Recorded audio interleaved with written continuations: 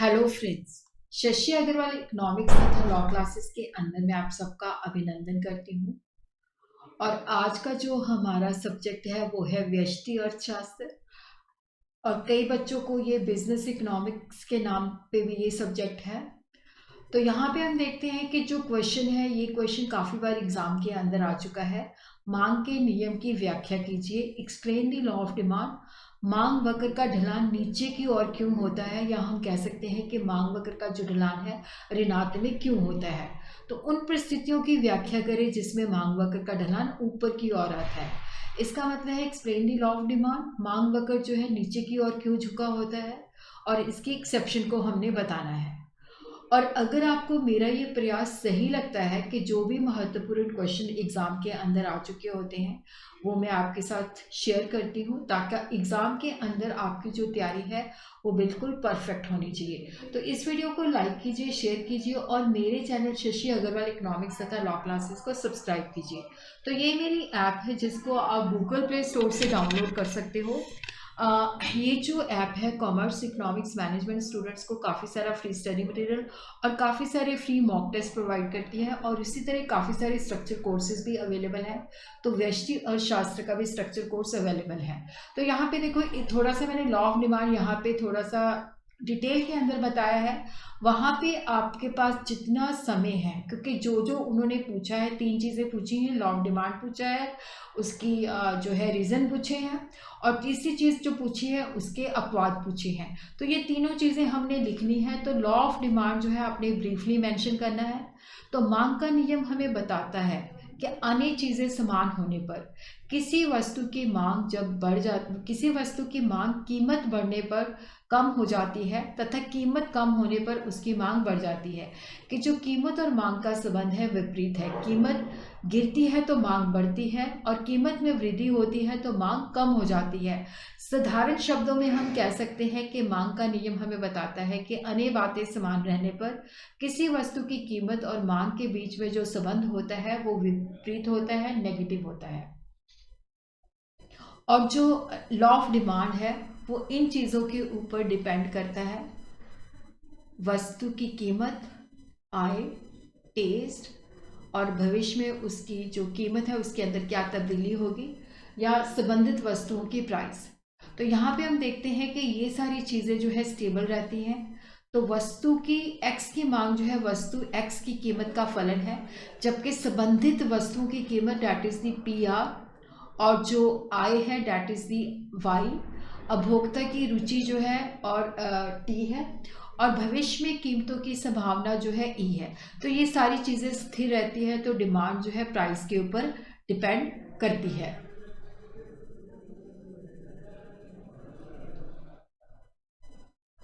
Law of demand को हम इस तरह से परिभाषित कर सकते हैं। मार्शल के मुताबिक जब अन्य बातें समान रहती हैं, अन्य बातें समान रहना बहुत ही लिखना ज़रूरी है।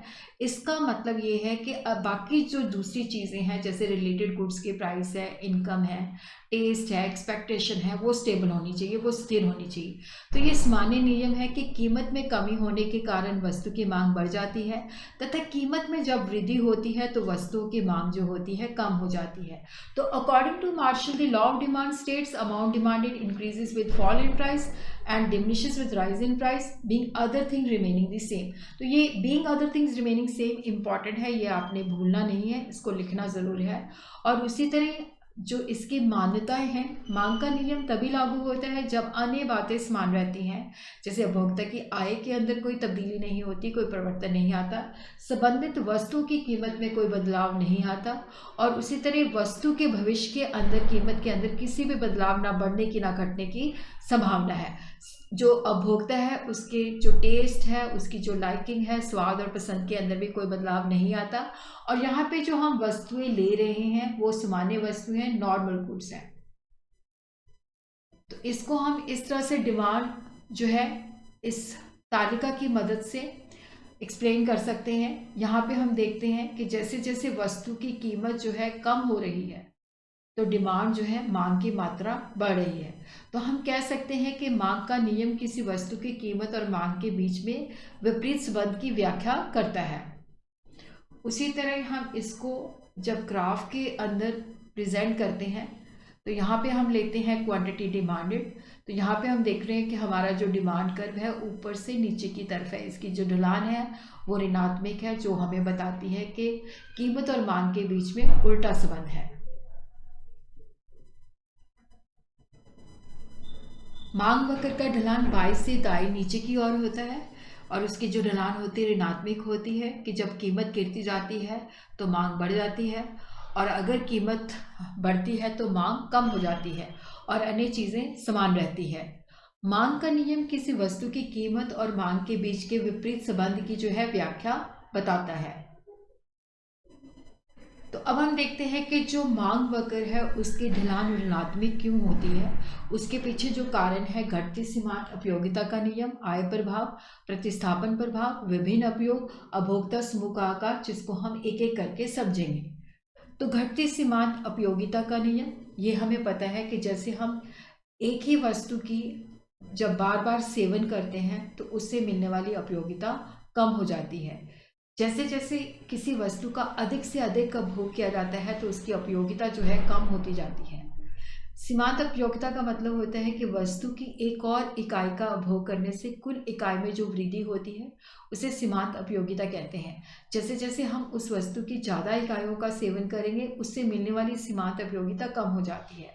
तो इसलिए क्या होता है कि जब हम चाहते हैं कि एक व्यक्ति जो है ज़्यादा चीज़ें खरीदे तो वो अतिरिक्त यूनिट तभी खरीदेगा जब उसको कम कीमत चुकानी पड़ेगी, और उपभोक्ता उस बिंदु तक खरीदारी करेगा जहाँ पे जो कीमत होती है उसकी सीमांत उपयोगिता के बराबर होती है। तो इसी वजह से क्या होता है कि कीमत कम होने पर वो ज़्यादा चीज़ें खरीदता है और कीमत जब बढ़ जाती है तो वो कम चीज़ें खरीदता है।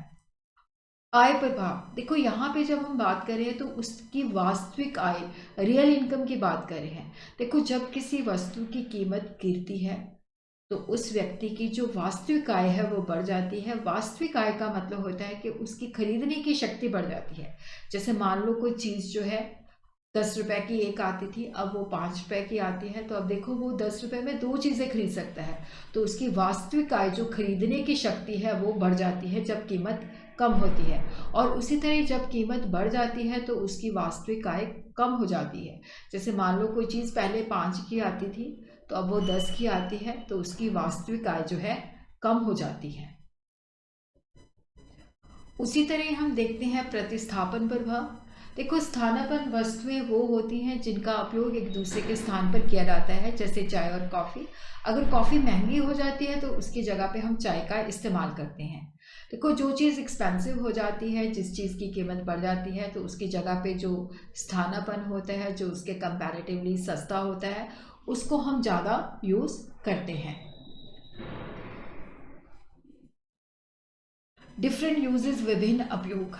कुछ वस्तु का एक से अधिक उपयोग होता है, जैसे दूध है तो देखो दूध को हम कई जगह के अंदर इस्तेमाल कर सकते हैं। दूध को एज ए दूध भी पी सकते हैं, मिठाइयों के अंदर भी यूज़ कर सकते हैं, दूध से दही भी जमा सकते हैं, दूध से खीर भी बना सकते हैं, और दूध से कई तरह के शेक भी बना सकते हैं, चाय कॉफ़ी भी बना सकते हैं।